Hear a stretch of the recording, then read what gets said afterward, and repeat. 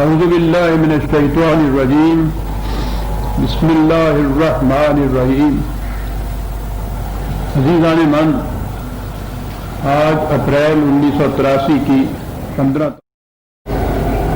موسموں کا تغیر اگر معمول کے مطابق ہوتا تو ہمارے ہاں پنجاب میں 13 اپریل سے گندم کی کٹائی شروع ہو جایا کرتی تھی۔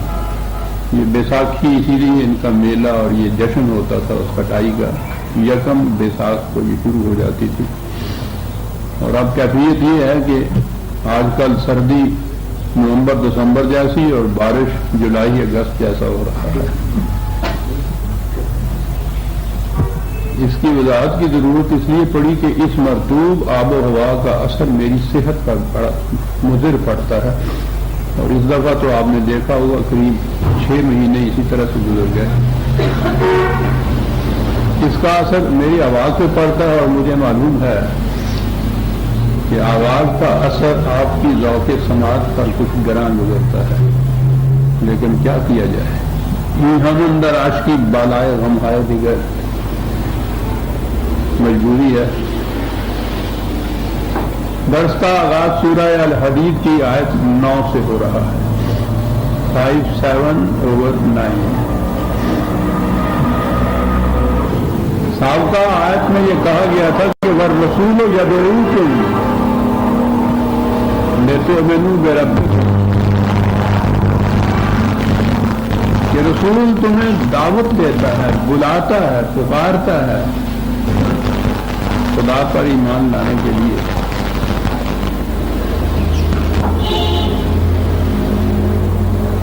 خدا کا تصور تو جیسا کہ آپ کو معلوم ہے ایبسٹریکٹ ہے، مجرد ہے، غیر محسوس ہے۔ یہ جو پکار ہے رسول کی، رسول تو محسوس پکار سے آواز دیتا ہے، آپ کو بلاتا ہے اپنی طرف، ایک شخصیت آ گئی درمیان میں محسوس۔ اب وہ جو دعوت دیتا ہے وہ کس چیز کی طرف دعوت دیتا ہے؟ رسول اپنی ذات کی طرف دعوت نہیں دیتا، شخصیتوں کا اس میں سوال ہی نہیں ہے۔ تو فوراً ہی اگلی آیت میں بات واضح کر دی ہے کہ هو الذی ينزل علی عبدہ آیات بینات، وہ دعوت دیتا ہے تمہیں اس قرآن کی طرف جو خدا کی طرف سے نازل ہوا ہے، اس کے اوپر اس کی آیات یہی وضاحت کر دی۔ قرآن کی آیات بینات ہیں، مبین ہیں، واضح ہیں۔ مقصد کیا ہے قرآن کے نازل کرنے کا، اور یہ جو رسول تمہیں اس کی طرف دعوت دیتا ہے، اس کا مقصد کیا ہے؟ لِيُخْرِجَكُم مِّنَ الظُّلُمَاتِ إِلَى النُّورِ، اس قدر جامع مقصد ہے عزیزان مانیے، اور متعدد مقامات پر آیا ہے قرآن کے اندر کہ یہ قرآن نازل ہم نے اس لیے کیا ہے کہ یہ تمہیں زندگی کی تاریکیوں سے روشنی کی طرف لے آئے۔ دو لفظوں میں اتنی جامع حقیقت بیان کر دی ہے کہ اس کے لیے نہ کسی وضاحت کی ضرورت ہے، نہ کسی قسم کے اضافے کی ضرورت ہے۔ روشنیوں تاریکیوں سے روشنی کی طرف لے آئے۔ جہاں جہاں بھی قرآن میں یہ چیز آئی،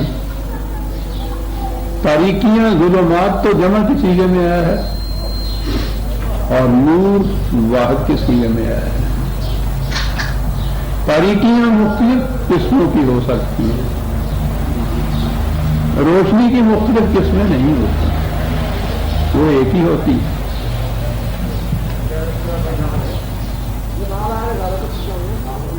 غلط جواب کئی ہوتے ہیں، صحیح جواب ایک ہی ہوتا ہے۔ تو پہلی چیز جو ہے جس کی طرف یہ دعوت ہے وہ تمہیں مختلف اختلافات سے نکال کر ایک مرکز پر لاتا ہے، اور وہ مرکز ہے یہ النور جسے کہا گیا ہے۔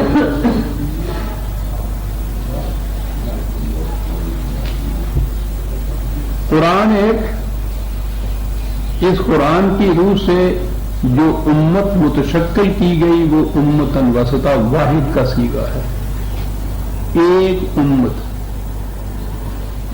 تو نور کے اوپر اگر یہ چلے گی ایمان لانے والی قرآن پر تو ایک امت واحدہ ہوگی، اور جتنے فرقے ہیں یہ سب ظلمات۔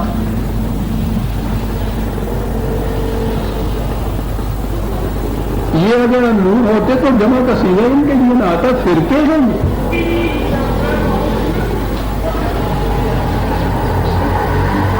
ہر فرقے کا ایک الگ الگ جواب ہے۔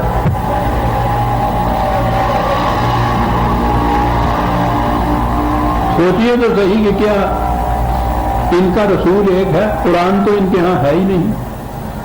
قرآن آئے تو فرقہ نہیں رہتا، فرقے کو قرآن شرک کہتا ہے۔ شرک کیوں کہتا ہے؟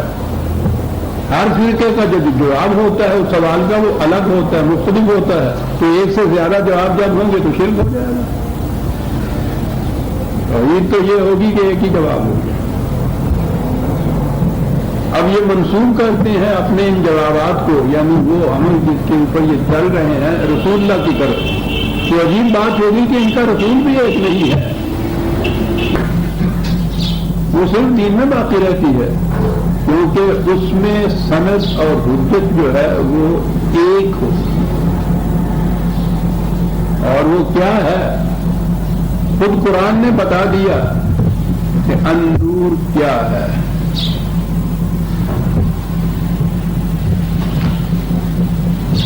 اہم آیت ہے 64/8 6/4/8، اور مقامات پہ بھی ہے لیکن میں ایک ہی آیت تک کرتا ہوں۔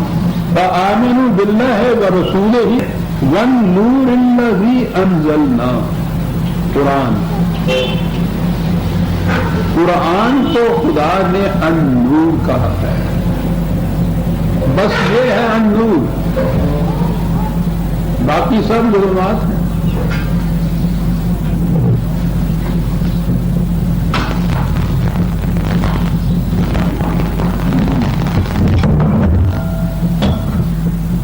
تاریکیوں میں، اندھیرے میں ہوتا کیا ہے؟ وہم ہوتا ہے، قیاس ہوتا ہے، گمان ہوتا ہے۔ اندھیرے میں معلوم نہیں ہو سکتا یقینی طور پر کہ یہ رسی ہے یا یہ سانپ ہے۔ ایک ماچس کی روشنی آ جائے تو پتہ چل جاتا ہے کہ رسی رسی ہے اور سانپ سانپ ہے۔ یہ جو اتنی اختلافات ہیں، باہمی فسادات ہیں، ہر ایک اپنے اپنے جواب کو صحیح کیا رہا ہے، کیوں ہے؟ یہ روشنی نہیں ہے۔ روشنی کا تو کام ہی یہی ہے کہ وہ اختلاف مٹا دیتی۔ ہر شے کمرے کی اپنے اپنے مقام پہ نظر آ جاتی ہے اور پتہ چلتا ہے کہ یہ کیا ہے۔ تاریکی میں یہ امتیاز ہی نہیں ہوتا۔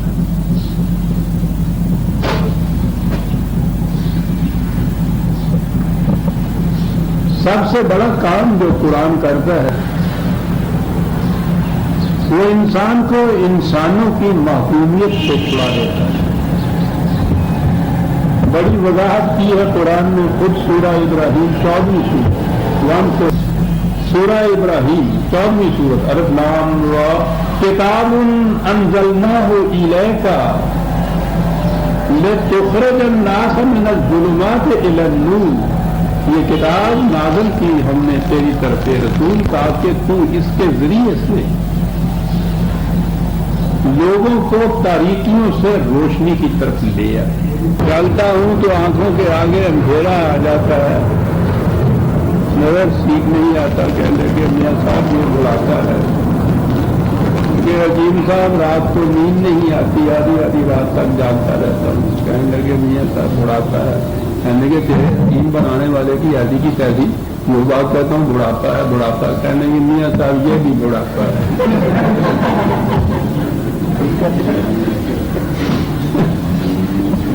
تو اس بڑھاپے کے اثرات اتنے ہوتے ہیں جی۔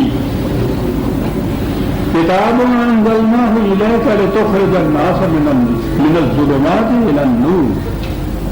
کیا الفاظ ہیں!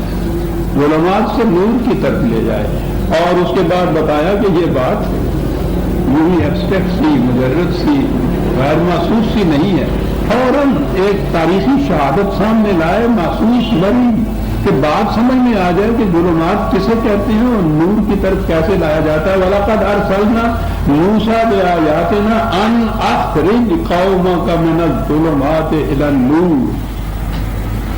موسیٰ کی طرف بھی ہم نے یہ نور کہا، یہ کہ اپنی قوم کو ظلمات سے نور کی طرف لے آئے۔ وہ کیا تھی ظلمات؟ آیت کا اگلا حصہ ہے وَذَكِّرْهُمْ بِأَيَّامِ اللَّهِ۔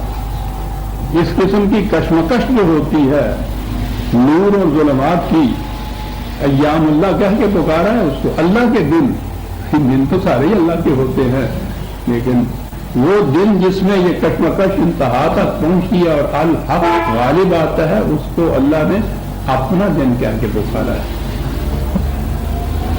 آگے بات آئی کہ وہ کیا تھی ظلمات جہاں سے نکال کے نور کی طرف موسیٰ لے آئے تھے علیہ السلام۔ وَإِذْ قَالَ مُوسَىٰ لِقَوْمِهِ اذْكُرُوا نِعْمَةَ اللَّهِ عَلَيْكُمْ إِذْ أَنْجَاكُمْ مِنْ آلِ فِرْعَوْنَ۔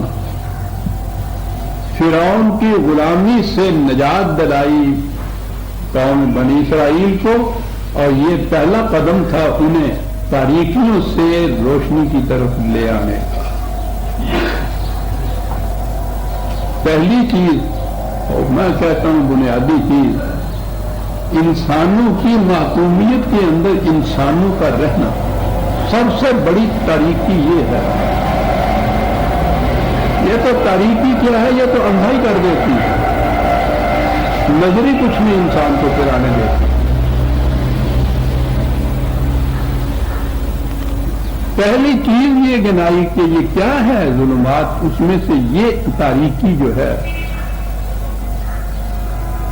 اسے تاریخی مثال کے طور پر بیان کیا کہ یہ تھی وہ سب سے بڑی تاریکی جس سے اس قوم کو نکال کے وہ روشنی کی طرف لے آیا تھا، سینا کی وادیوں میں جہاں وہ کسی انسان کے محکوم نہیں رہے۔ پہلا قدم یہ ہے کہ دوسرے انسانوں کی معصومیت سے آزادی دلائی جائے۔ اگلا قدم پھر وہاں یہ تھا کہ پھر وہ خدا کے احکام کی غلامی جو ہے اس میں ان کو لایا جائے، ان کی معصومیت کے اندر لایا جائے۔ پہلا حصہ لا الہ کا تھا، فرعون کی معصومیت کی، اس کی غلامی کی زنجیروں کو توڑ کے نجات دلانا۔ یہ ابھی پازیٹو کوئی چیز نہیں ہے، یہ نیگیٹو ہی ہے ابھی، لیکن تاریکی تو اٹھ گئی۔ فرعون کی غلامی، انسانوں کی معصومیت، اس سے تو چھٹکارا حاصل ہو گیا۔ اگلی چیز پھر یہ ہے جو مثبت یا پازیٹو آئے گی کہ وہاں احکام خداوندی کی معصومیت، فرما برداری، اطاعت، یہ اگلا حصہ ہے۔ قرآن اس طرح سے تاریکیوں سے نور کی طرف لے آتا ہے۔ دائیں نہیں، ہماری مثال میں نے کئی دفعہ یہ لکھا ہے کہ ہماری پاکستان کی مثال بنی اسرائیل کی مثال ہے۔ جو کچھ اس میں ہوا ہے یا ہوا تھا وہ صرف فرعون کی غلامی سے آزادی کے سینا کی طرف ہم آئے تھے، جہاں کوئی چیز ایسی ابھی پازیٹو نہیں تھی۔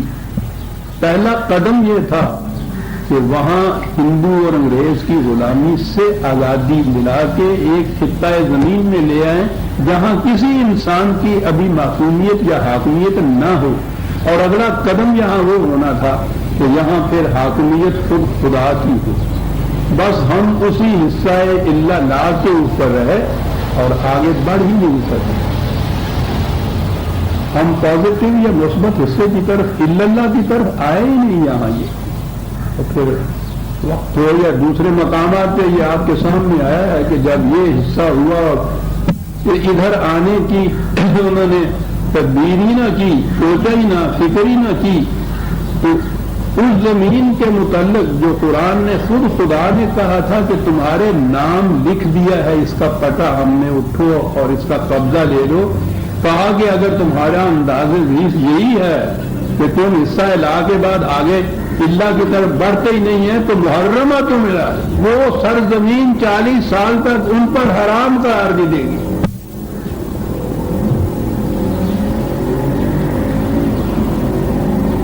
ڈرتا ہوں عزیزان من، ہزارہ تیرہ دستاں سخت ہیں، فطرت کی تعبیر ہے، وہ کسی کی رعایت نہیں کرتا، اس کا قانون جو ہے وہ حصہ لا کے اندر کوئی قوم بھی زیادہ عرصے تک رہ ہی نہیں سکتی۔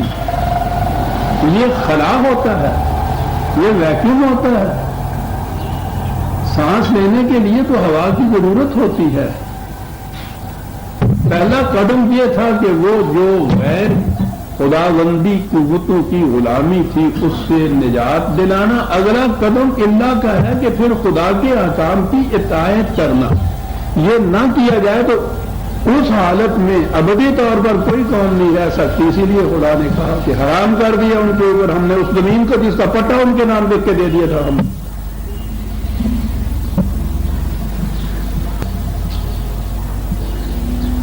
کہا یہ کہ یہ رسول ہمارا تمہیں دعوت دیتا ہے اس چیز کی طرف جو تمہیں تاریکیوں سے نکال کر روشنی کی طرف لے آئے گی۔ یہ النور قرآن نے کہا، خدا نے کہا کہ قرآن ہے، اور تاریکیوں سے روشنی کی طرف آنا انسانوں کی محکومیت سے نکل کر قوانین خداوندی کی اطاعت اختیار کر لینا، یہ ہر قسم کی آزادی دلا دیتی ہے۔ وَإِنَّ اللَّهَ بِكُمْ لَرَءُوفٌ رَحِيمٌ، رؤوف بھی اور رحیم۔ رافت تو یہ تھی، وہ جو مثال دی قوم موسیٰ کی تو فرعون کی سرزمین سے ان کو نکال کے لے آئے، اس میں ان کی اپنی کسی جد و جہد کا دخل نہیں تھا، وہاں سے نکل کے آ گئے تھے۔ ہمیں بھی جو یہ پاکستان مل گیا ہے، پاکستان کے حصول تک تو ایک قطرہ خون بھی نہیں بہا تھا۔ یہ تو تقسیم کے معنی میں یہ جتنی چیزیں زیادتی ہوئی ہیں وہ اور چیز ہے، ورنہ یہ سرزمین تو ہمیں جیسے عدالت سے کسی کو ڈگری مل جاتی ہے، وہ تو اس مرد دانا و بینا نے ہمیں بغیر ایک قطرہ خون بہائے ہوئے یہ ڈگری لے کے دے دی تھی سرزمین کی۔ یہ بات نہیں ہے وہ جو تقسیم کے زمانے میں دوران میں وحشت انگیز تباہیاں ہوئی ہیں ہماری، وہ پاکستان لینے کے لیے نہیں تھی، پاکستان تو مل گیا تھا اس سے پہلے، یعنی یہ خطہ زمین۔ لیکن ہم کس مقام پہ ہیں؟ اسی مقام پہ جہاں وہ بنی اسرائیل تھے، تو وہاں سے تو آگے سینا کی وادیوں میں، آگے مثبت قدم کوئی نہ اٹھایا ہم نے، قوانین خداوندی کی فرما برداری میں نہیں آئے۔ رافت یا رؤوف جو قرآن نے کہا ہے وہ ہے اس کا وہ حصہ لا کہ جس میں اب خود ایک سرزمین کا خود خطہ مل جاتا ہے، اور رحمت اس کی یہ ہے پھر کہ وہاں سامان نشو و نما ہوتا ہے ہماری انسانیت کے لیے، اور وہ ہوتا ہے قوانین خداوندی کی اطاعت سے۔ یہ اگلا حصہ ہے رحمت کا، رحمت یہ ہے۔ اب اس کے لیے وہ پروگرام دیا گیا۔ آپ دیکھیں گے پچھلی آیتوں کے اندر بھی آمنوا باللہ ورسولہ وانفقوا مما جعلکم، وہاں بھی تھا۔ پہلا قدم یہ ہے کہ اس نظام کی تشکیل کے لیے، انسانوں کی نشو و نما اور ربوبیت کے لیے جو کچھ بھی کسی کے پاس وہ زائد ہے اسے ان کے لیے دے دینا چاہیے۔ میں نے جیسا عرض کیا ہے یہ انفاق جو ہے، انفقوا وغیرہ جو لفظ آئے ہیں، اس کا ترجمہ یہ عام طور پہ کیا جاتا ہے خرچ کرو خدا کی راہ میں۔ وہ خرچ کرنے کا تصور اور ہوتا ہے، وہ ہوتا یہ ہے کہ وہ چیز تو ہماری ہے، اس میں سے کچھ ہم نے دے دیا، جیسا کہ کہتے ہیں کہ اس مال میں سے 2.5% دے دو، اگر یہ خرچ کر دو تو سارا مال جو ہے وہ طیب ہو جاتا ہے۔ یہ خرچ کرنا نہیں ہے، اس کے لفظی معنی ہے کھلا رکھنا، یعنی اس کو اپنی ذاتی ملکیت سمجھ کے باندھ کے نہ رکھیے۔ یہ حاجت مندوں ضرورت مندوں کی ضرورت پورا کرنے کے لیے یہ کھلا ہونا چاہیے۔ اس کے لفظی معنی یہ ہے کھلا رہنا۔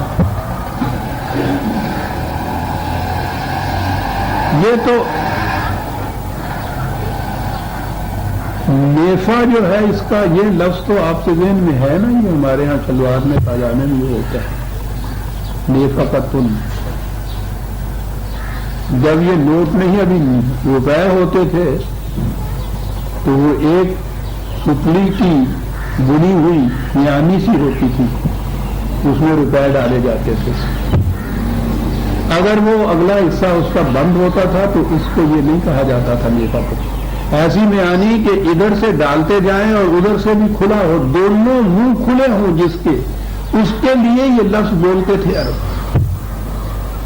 اگر صرف ڈالنا ہی ہے اس کے اندر اور نکلنا نہیں ہے اس نے تو اس کے لیے انفاق کا لفظ نہیں آتا تھا. انفاق آتا ہی وہاں تھا کہ جہاں آتا چلا جائے اور نکلتا چلا جائے. کہتے ہیں اسلام قرآن کا معاشی نظام کیا ہے، وہ تو ایک لفظ کے اندر آ جاتا ہے معاشی نظام. یہی وہ روپیہ کہیں اٹک گیا، انفاق کا لفظ نہیں بولا جا سکتا.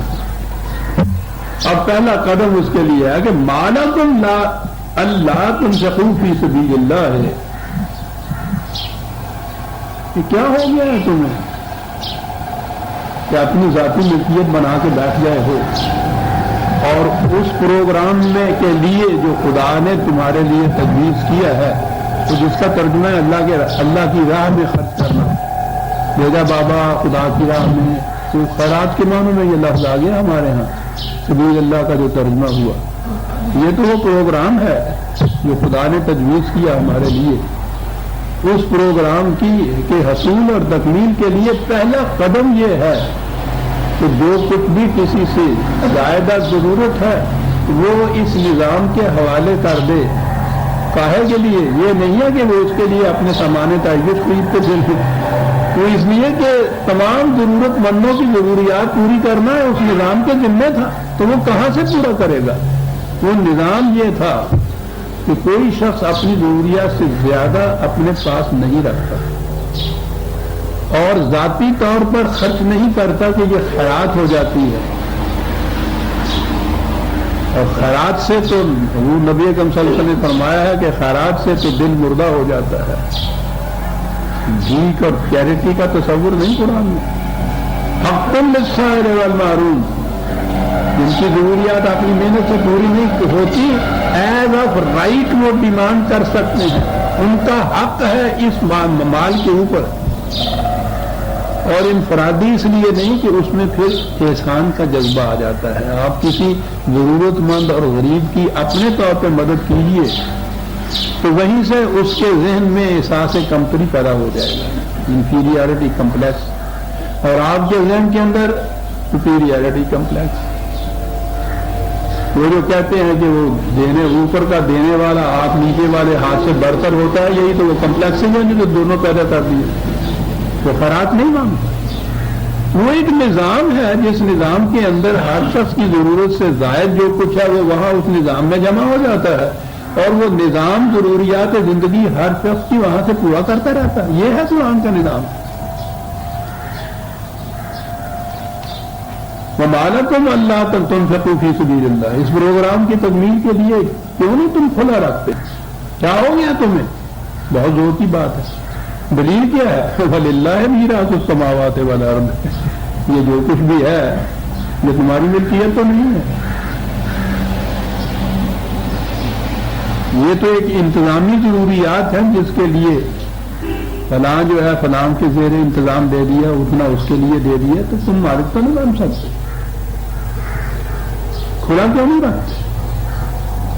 چٹھی رسان جو منی آرڈر تقسیم کیا کرتا ہے اگر وہ سمجھ جائے کہ اسی کی ملکیت ہے تو خود ہی برخاست ہو جائے دوسرے دن. اس کا کام تو تقسیم کرنا ہوتا ہے. وہ صحیح کہا تھا حضرت عمر رضی اللہ تعالیٰ نے کہ میرا فریضہ تو صرف خزانچی کا ہے، آتا ہے جمع کرتا رہتا ہوں، جاتا ہے اس کو لکھتا رہتا ہوں کہ فلاں کے لیے چلا دیا. میرا کام تو اتنا ہے اس کے اندر. وَلِلَّهِ مِيرَاثُ السَّمَاوَاتِ وَالْأَرْضِ لَا يَسْتَوِي مِنْكُمْ مَنْ أَنْفَقَ مِنْ قَبْلِ الْفَتْحِ وَقَاتَلَ أُولَٰئِكَ أَعْظَمُ دَرَجَةً مِنَ الَّذِينَ أَنْفَقُوا مِنْ بَعْدُ وَقَاتَلُوا. یہ نبی اکرم صلی اللہ علیہ وسلم کے ساتھی جن کو صحابہ کبار کہا جاتا ہے اس کے متعلق قرآن میں متعدد مقامات پر یہ آیا ہے. ان کے درجات بڑے بلند ہیں. تو سیدھی سی بات یہ ہے کہ قرآن نے ان کے متعلق یہ متعین طور پہ کہہ دیا کہ ان کے لیے مغفرت ہے اور ہم نے ان کے لیے جنت عطا کر دی، تیار کر دی ہوئی. اور صحابہ میں تمام شامل ہیں، مہاجر اور انصار دونوں. یہ بہت اہم مقامات ہیں جن پہ یہ بات کئی دفعہ آ چکی ہوئی ہے. جب بھی پھر آئے گی کہیں دوہراتا چلا جاؤں گا.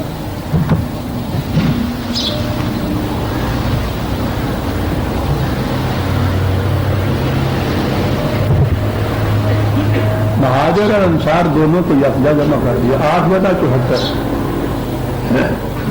والذین آمنوا وہاجروا وجاہدوا فی سبیل اللہ والذین آووا ونصروا، وہ کہ جنہوں نے ہجرت کی، جہاد کیا خدا کے اس پروگرام کی تکمیل کے لیے، اور وہ جنہوں نے ان لوگوں کو پناہ دی، مدد کی، یہ انصار کہلاتے ہیں، وہ مہاجر کہلاتے تھے. دونوں کو یہاں دونوں کا ذکر کر دیجیے. وَنَصْرُ أُولَٰئِكَ هُمُ الْمُؤْمِنُونَ حَقًّا، یہ سب کے سب مومن حقہ ہیں، پکے سچے مومن، کسی ایک کی استثناء نہیں ہے. تمام مہاجر، تمام انصار مومنون حقا مغفرۃ لہم مغفرۃ ورزق کریم.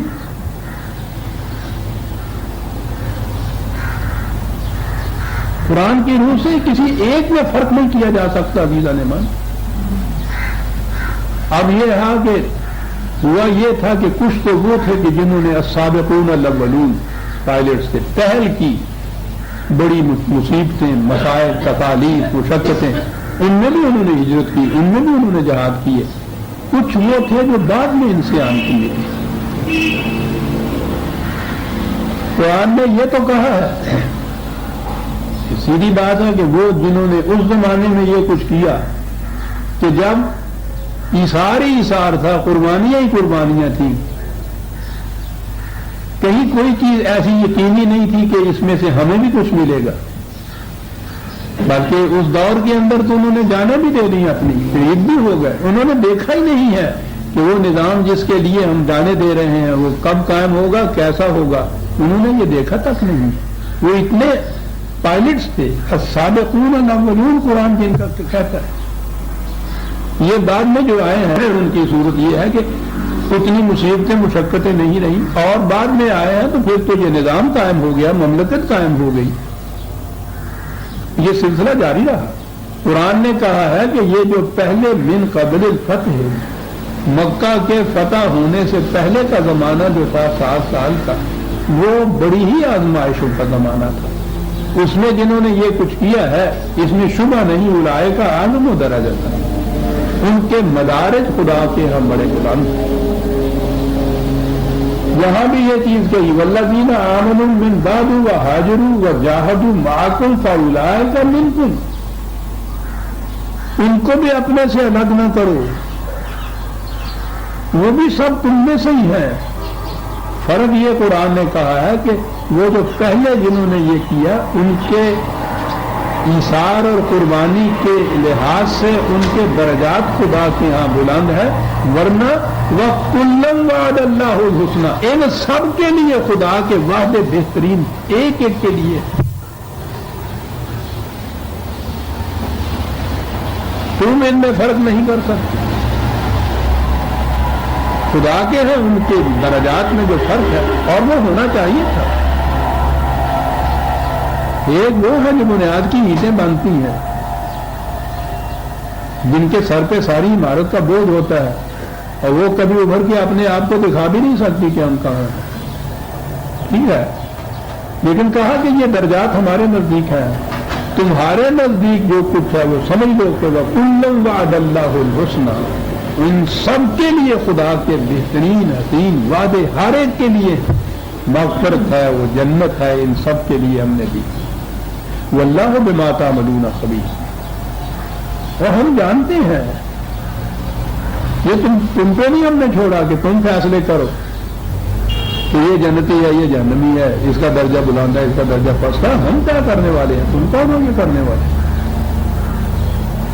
اس لیے عزیزان من قرآن کریم نے ان کے لیے جو لفظ والذین معہ کہا ہے، محمد الرسول اللہ والذین معہ وشداء علی الکفار رحماء بینہم، یہ رسول اللہ صلی اللہ علیہ وسلم کے ساتھی جن کو کہا ہے، حضور کی ساری زندگی میں جنہوں نے بھی اسلام لا کر حضور کا ساتھ دیا ہے، معیت ہے، وہ تمام کے تمام اس زمرے میں شامل ہو جاتے ہیں، خواہ وہ فتح مکہ سے پہلے کے ہوں یا فتح مکہ کے بعد کے ہوں، حضور کے ساتھیوں میں ان کا شمار ہو۔ ہمارے نزدیک یہ تمام کے تمام خدا کے ان وعدوں کے مطابق ان کے مدارج خدا کے یہاں بلند ہوں، ہمارے نزدیک سب کے لیے خدا کے حسنہ وعدے ہیں اور سب ایک جیسے ہیں، کرنے ایک ہی مشن کی۔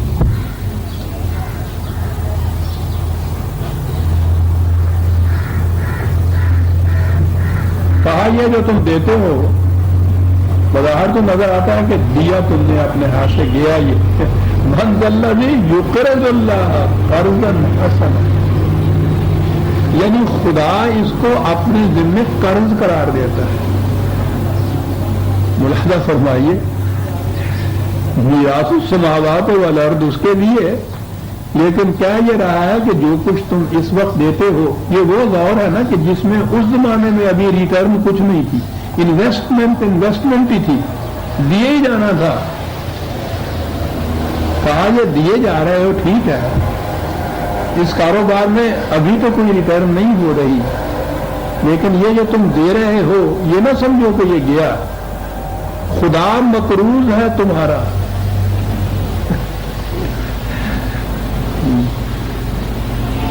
کیسی خوش معاملگی ہے صاحب، غرض ہے۔ اور اگر اس کے گہرے معنی میں جائیے قرض کے بھی بڑی عجیب چیز ہے۔ یہ جو جگالی کرنے والے مویشی ہوتے ہیں آپ نے دیکھا ہوگا کہ وہ بیل گائے وغیرہ چاہتے جاتے ہیں اور وہ ایسا ہوتا ہے وہ جو کچھ کھاتے ہیں وہ ڈھیلتے چلے جاتے ہیں میدے کے اندر، جلدی جلدی جلدی جلدی چباتے نہیں ہیں وہ سارے کا سارا جمع کر، اس کے بعد وہ اطمینان سے بیٹھتے ہیں، آپ نے دیکھا ہوگا آنکھیں باندھی ہوئی پھر ہل رہا ہے اور وہ منہ سے باہر نکلا ہے اور وہ اس کو اس قابل بنا رہے ہیں چبا چبا کے کہ وہ جسم میں اسمیلیٹ ہو جائے، جزو بدن بن جائے، اس کے بعد بنتا ہے وہ جزو بنتا ہے، وہ سارے کا سارا ذخیرہ ہی ہوتا ہے۔ یہ جو اس قسم کی ریٹرن ہو نا کہ حاصل تو کیا جائے تو وہ اس شکل کے اندر ہو، را شکل کے اندر ہو، جزو بدن نہ بن رہا ہو، لیکن اس کے بعد اس طرح جگالی کر کے اس کو ایسے پیس دیا جائے کہ جزو بدن بن جائے، اس کو کہتے ہیں قرض۔ اور مقراض یہی سے ہے، اس کو کاٹ کاٹ کے چھوٹا چھوٹا کرنا۔ جو کہا تم جو ہمیں دیتے ہو یہ را فارم کے اندر میٹیریل ہے جو تم دے رہے ہو، اور ہم جو تمہیں واپس دیں گے اسے تو وہ اس شکل میں دیں گے جب یہ تمہاری نشو و نما کا ذریعہ بن جائے، اسمیلیٹ ہو جائے، یہ ہم کر کے تمہیں دیں گے اور واپس دیں گے تمہیں، اور اتنا ہی نہیں دیں گے فَيُضَاعِفُهُ لَهُ، اس سے بھی زیادہ تو عزیزاً من اپنی نوعیت کے اعتبار سے بھی یہ ہو جاتا ہے، وہ را میٹیریل میدے میں اکٹھا ہوا وہ جزو بدن نہیں بنتا، یہ جو شکل اس کی پیدا کرتا ہے خدا کہ وہ اس میں جزو بدن بن جاتا ہے، یہ اس میٹیریل کے مقابلے میں خود یہی بڑا اضافہ ہے، اور پھر وہ تو اس کے ساتھ یعنی کیا کچھ دیتا ہے۔ اور تو اس لیے کہا کہ یہ ذہن میں نہ رکھو تم کہ دیا تم نے اور گیا،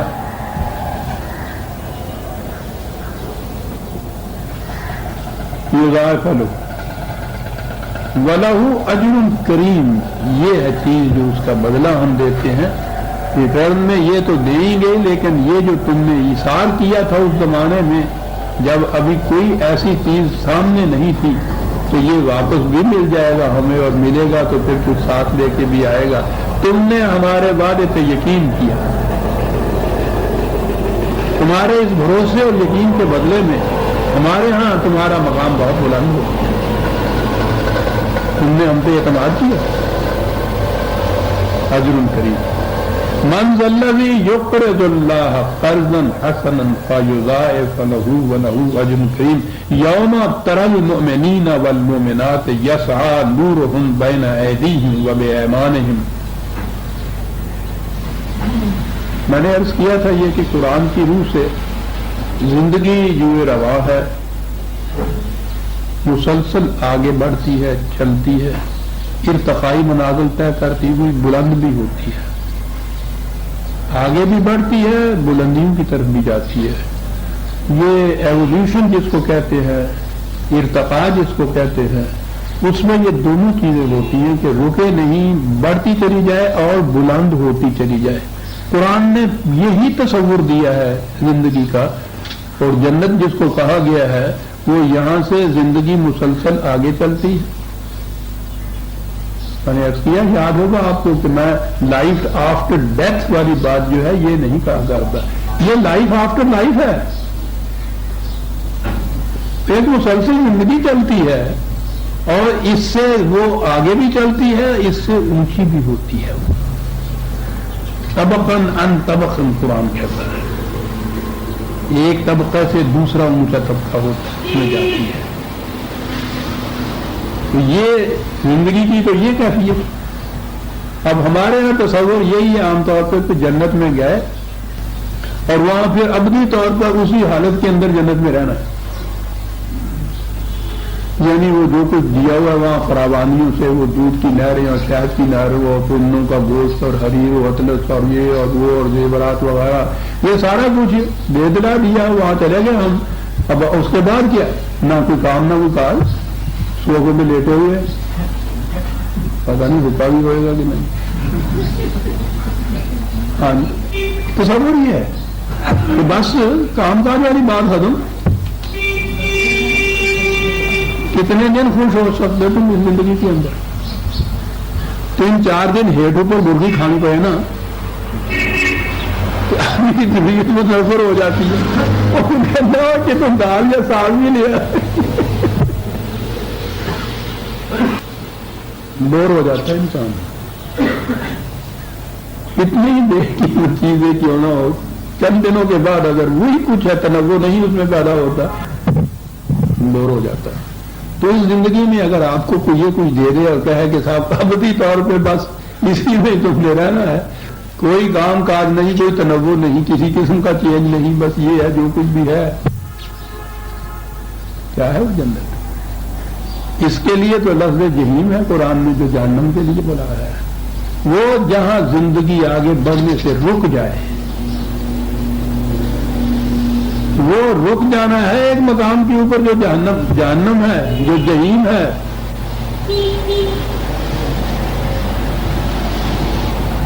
جنت میں تو قرآن کریم نے کہا ہے یہاں صراط مستقیم کا ہے، وہ صراط الحمید کہا ہے. آگے یہ راستہ جو ہے اس مائل سٹون سے جو آگے بڑھے گا جا کے تم دیکھو گے وہ سڑک یہاں سے کے مقابلے میں کہیں اچھی بنی ہوئی ہوگی، یوں کہہ لو گے نا. اور اس میں کیفیت یہ ہے، یہ ایک لفظ کہ وہاں مومن مرد اور مومنات خاص طور پہ یہ کہا ہے. پتا تھا اس خدا کو کہ ہم نے ان مومنات کے متعلق کیا کہنا ہے، اس نے ساتھ ہی لگا دیا مومن مرد اور مومن عورتیں. کیا بات ہے سر، آگے بڑھیں گی اور مانگی ہوئی روشنی نہیں ہوگی کہ جس سے پھر وہ راستہ طے کرے گی. نورہم، ان کی پیشانی سے ایک سرچ لائٹ نکلے گی جس کی روشنی میں وہ اگلی منزلیں طے کریں گی. کیا خوبصورت تشبیہ ہے. روشنی بھی مانگی ہوئی نہیں ہے، اس نے عمل کی پیشانیوں سے جو نکلنے والا نور ہے، نورہم ہے، وہ آگے آگے چلے گا اور اس کی روشنی میں یہ اگلی منزلیں طے کریں گے. بشرا کمل یوم، مرحبا کی آوازیں آئیں گی ادھر ادھر سے، تمہارے لیے خوشخبری آج کے دن کی، اس دور میں تمہارے لیے بڑی خوشخبری، مجدہ جا فضا ہے.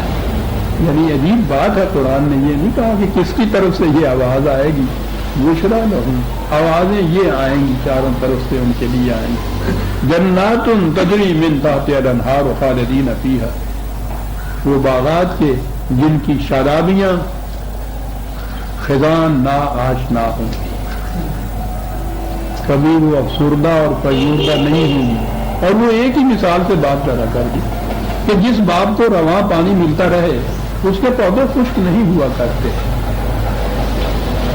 وہاں بھی یہ رواں پانی ہے، جہاں بھی آپ دیکھیں گے تجری من تحت الانہار، جاری پانی جسے آپ کہتے ہیں، پانی بھی وہ رکا ہوا نہیں ہے، آگے چلے گا، تجری من تحت الانہار خالدین فیہا۔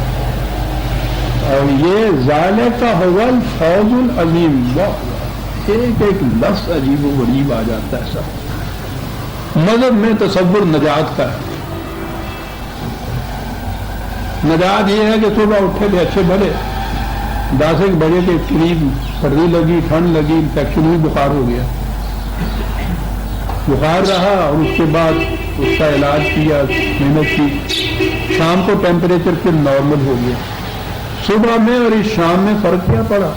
درمیان میں ایک تکلیف آئی اور اس کے بعد ایز یو ور ہو گئے پھر آپ، یعنی وہی یہ ٹیمپریچر صبح تھا شام کو بھی ہو گیا۔ کمایا کیا ہے اس میں جی آپ نے؟ اس کا نام ہے نجات۔ ہر مذہب میں یہ ہے کہ انسان کسی مصیبت کے اندر پھنسا ہوا ہے،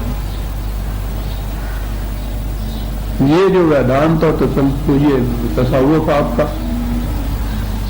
یہ انسان کی روح مادے کی دلدل میں پھنسی ہوئی ہے، چیخ رہی ہے، اب اس دلدل سے نکل جانا جو ہے یہ ہے زندگی کا مقصد، یعنی وہ پھنس گئی ہے، یہ پتہ نہیں پھنسا کس نے دیا ہے، تو کام اس کے لیے یہ رہا کہ کسی نے پھنسا دیا اور اس کو اس دلدل سے نکلنا ہے۔ تو ہندوؤں کے آواگان کے مطابق 33 کروڑ چکر کے بعد نکلنا ہے۔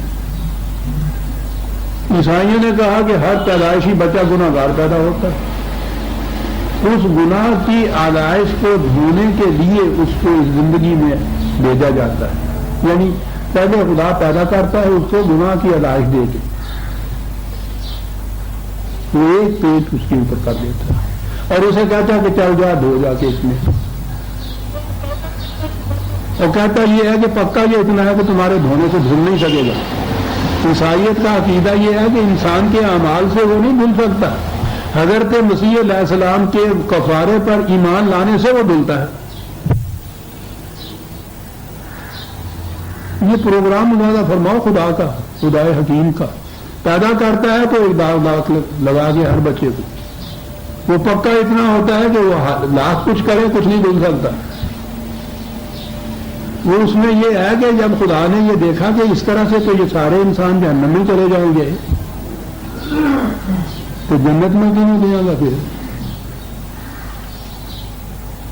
وہ بھی آن آ جائے گی، کیا کیا جائے؟ اب یہ فیصلہ کر دیا کہ ان کے اعمال کے بدلے میں تو جنت مل نہیں سکتی، ایسے خود بخود یہ دھل نہیں سکتی، تو اس کے لیے باپ بیٹے نے معاذ اللہ ان کے عقیدے کے مطابق مشورہ کیا اور بیٹے نے کہا کہ افسوس کرنے کی بات نہیں ہے، آپ مجھے دنیا میں بھیج دیجیے، یہ مجھے پکڑ کے سولی پہ دے دیں گے، میرے خون کے بدلے میں آپ ان کو بخش دیجیے گا۔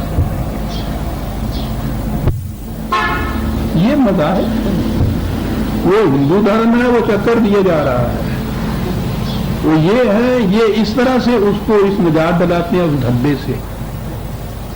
وہ یہودی ہے، وہ کہتے ہیں وہ تو جو بنی اسرائیل کے گھر میں پیدا ہوا اس نے تو جنت میں جانا، یا چند دنوں کے لیے یوں ہی راستے میں وہ جہنم میں چلا جائے گا، وہ اس لیے کہ ہمارے بزرگوں کو ابھی پتہ نہیں ہوگا کہ ہم جہنم میں چلے گئے، ہم چیخیں گے روئیں گے، وہ آئیں گے، وہ کاکا تو کتنے رونا پھرنا آئے گا پہل کر لوں تو پھر لے جائیں گے سانو جنت۔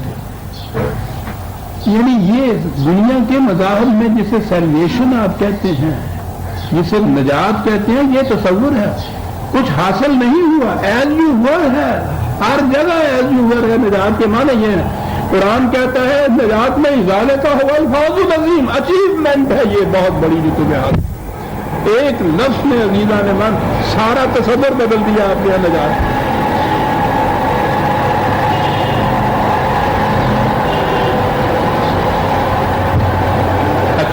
اسٹینٹ آف سلویشن میں جو فرق ہے عزیزان من، یہ ہے اسلام کی فوقیت باقی مذاہب کے مقابلے میں۔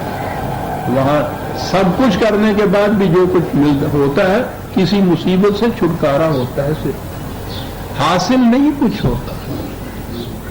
یہاں جو زندگی کا پروگرام دیا جاتا ہے فوز العزیز، بہت کچھ حاصل ہوتا ہے اس کے بعد۔ تھوڑا سا اور وقت لے گئے بارے کو کم یوم یقول المنافقون والمنافقات للذین آمنوا انظرونا نقتبس من نورکم۔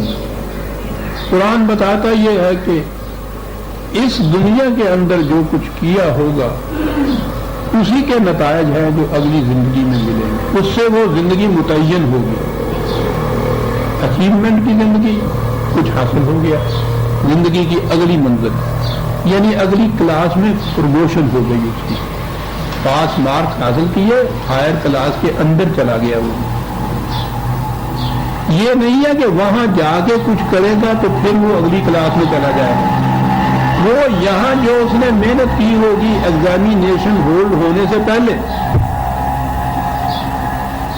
اس کا نتیجہ ہوگا جو وہاں ملے گا۔ یہ بڑی پکی بات قرآن کی روح سے کہی۔ اب اس دنیا کا جو اہمیت ہے وہ سامنے آ گئی۔ یہ کلاس میں چڑھنے کے لیے، امتحان پاس کرنے کے لیے وہ یہاں ہے جو محنت کرنی ہے۔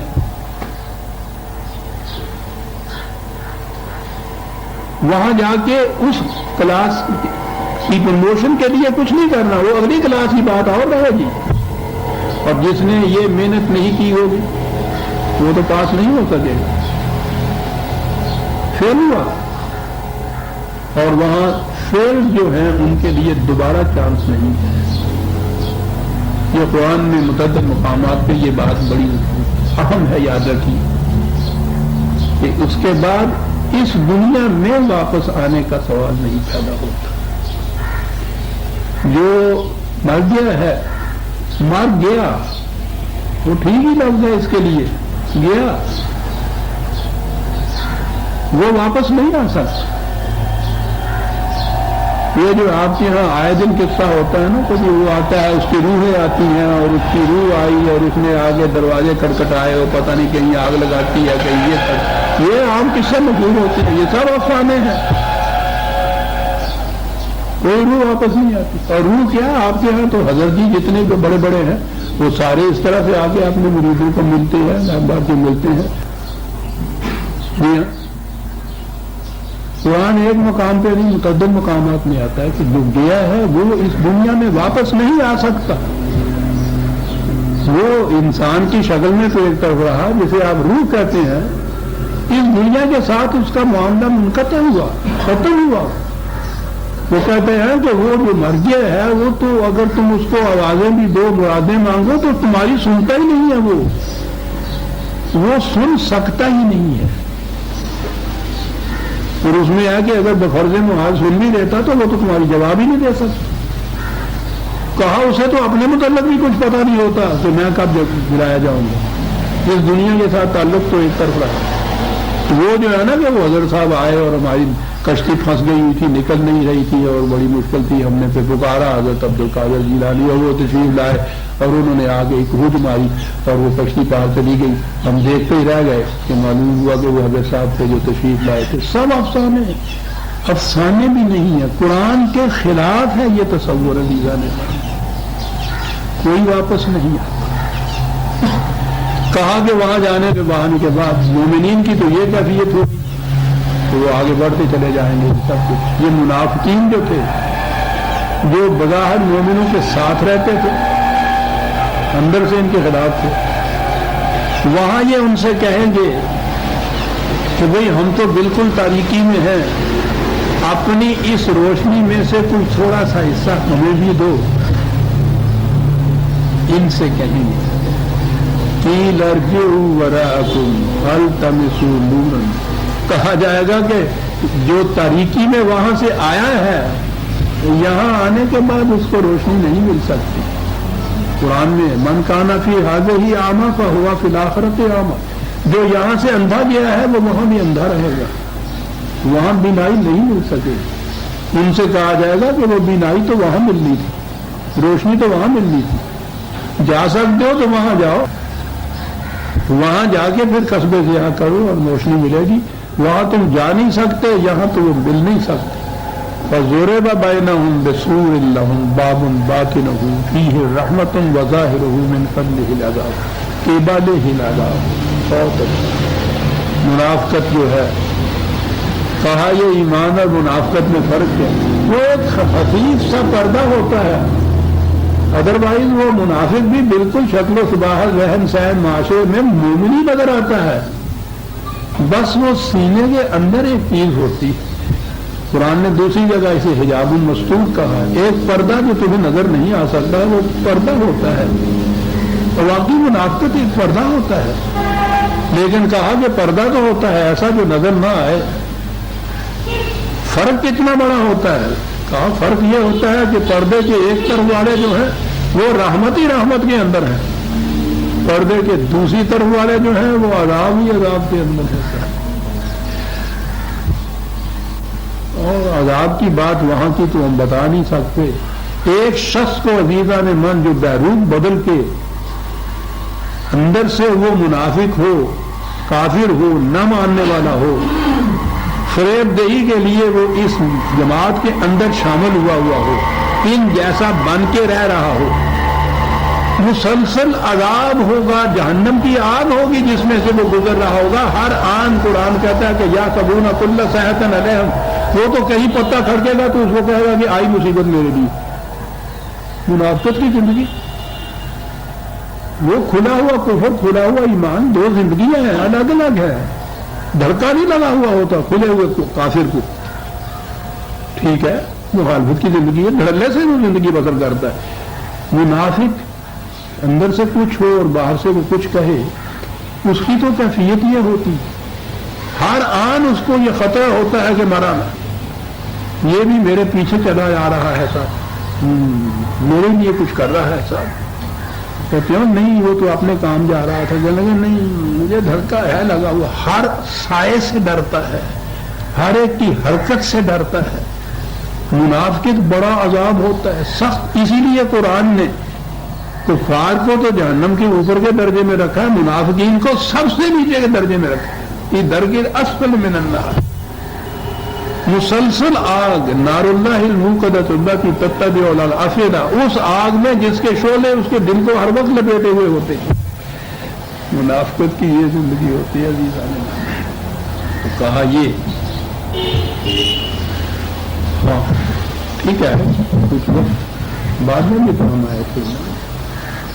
یہ ٹائم کیپر صاحب منٹ کا حساب تو جڑے تھی وچوں لے لیا وہ بھی دو یہ حساب ہی کرنا. ہاں جی ٹھیک ہے جی، وہ بھی ہاں جی یہ ٹھیک ہے جی. ہاں بہرحال مسلسل یہ مضمون آگے بھی چلتا ہے، اس لیے اسی آیت پہ ہم چھوڑتے ہیں اس کو. سورہ حدید کی آیت 14 تک ہم آ گئے، 13 تک آ گئے، 14 سے آئندہ لیں گے. ربنا تقبل منا انک انت السمیع العلیم. اور یہ اعلان ہے نہایت ضروری.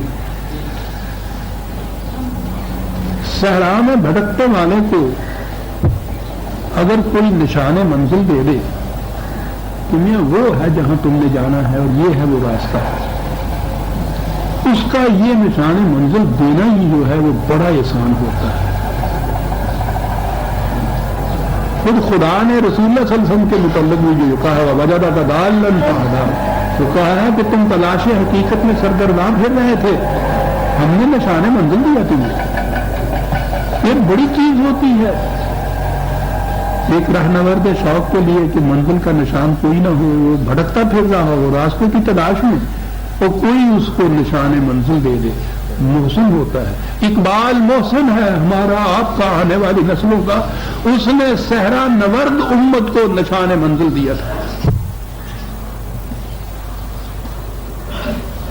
ایک احسان تو اس کا عالمگیر ہے، اس نے انسانیت کو بھی نشان منزل دیا تھا. ایک احسان ان کا اہل پاکستان پہ ہے کہ انہیں بھی اس نے نشان منزل دیا تھا. ذاتی طور پہ مجھ پہ بھی احسان ہے کہ میں نے جو قرآن کو سمجھا، ظلمات سے نکل کے اس نور کی طرف آیا ہوں، تو یہ میں نے قصب ضیاء اسی کی فکر سے کیا ہے.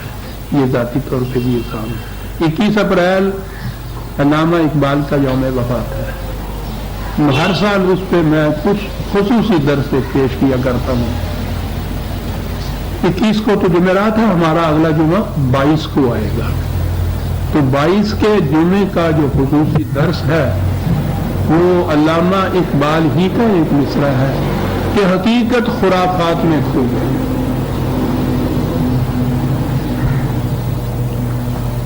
بڑا جامعہ ہے جو کچھ وہ کہہ گیا، حقیقت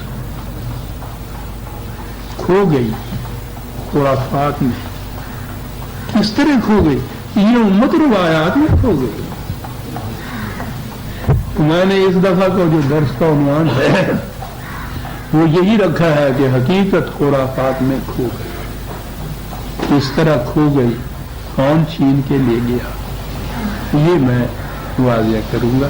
اگلا جمعہ 22 تاریخ یہی 9 بجے کا وقت اسی جگہ تسلسل کے درس کی بجائے یہ خصوصی درس ہوگا۔